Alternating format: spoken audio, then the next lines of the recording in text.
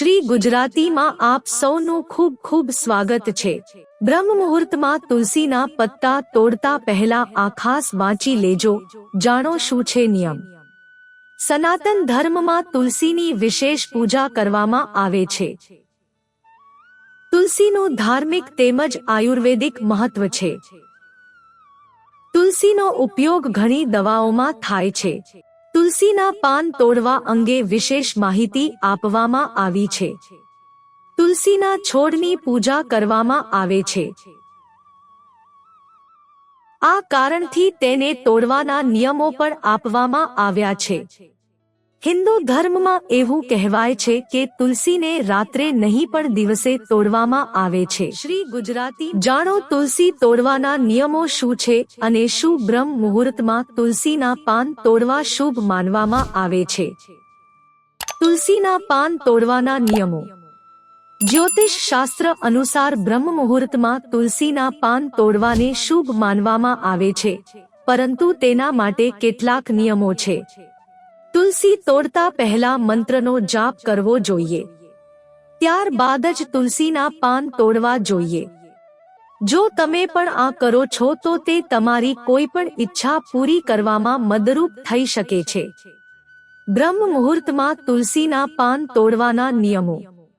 જો તમે બ્રહ્મ મુહૂર્તમાં તુલસીના પાન તોડી રહ્યા હોય તો સૌથી પહેલા સ્નાન કરો। શ્રી ગુજરાતી તે પછી તમારા મનપસંદ દેવતાની પૂજા કરો। તે પછી તુલસીના છોડની પૂજા કરો અને પ્રથમ વખત ફક્ત 21 પાંદડા તોડી લો। આમ કરવાથી તમારા જીવનમાં ખુશીઓ આવશે। મંત્રોનો જાપ। તુલસીના પાન તોડતા પહેલા મંત્રોનો જાપ કરો। તુલસીને જળ અર્પણ કરતી વખતે આ મંત્રનો 21 વાર જાપ કરો। ઓમ મંત્ર ખૂબ જ ફાયદાકારક માનવામાં આવે છે।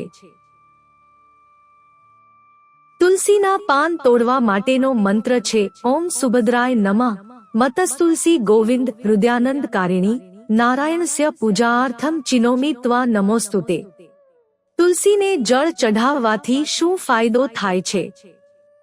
તુલસીને જળ ચઢાવવાથી ઘરમાં સકારાત્મક ઉર્જા આવે છે। શ્રી ગુજરાતી પાંદડા પર સિંદૂર લગાવવું જોઈએ। એવું કહેવાય છે કે તેનાથી આર્થિક સમસ્યાઓ દૂર થાય છે। ભગવાન વિષ્ણુને તુલસી ખૂબ જ પ્રિય છે। પૂજા સમયે ઘરમાં દીવો પ્રગટાવવાથી પણ સુખ સમૃદ્ધિ આવે છે। મિત્રો, જો તમને વિડિયો પસંદ આવ્યો હોય તો લાઈક કરો, શેર કરો અને અમારી ચેનલને સબસ્ક્રાઇબ કરશો જેથી તમને આવા નવા વિડિયોની નોટિફિકેશન મળતી રહે અને તમારો જીવન સુખી અને સરળ બની જશે। વિડિયો જોવા બદલ તમારો ખૂબ ખૂબ આભાર।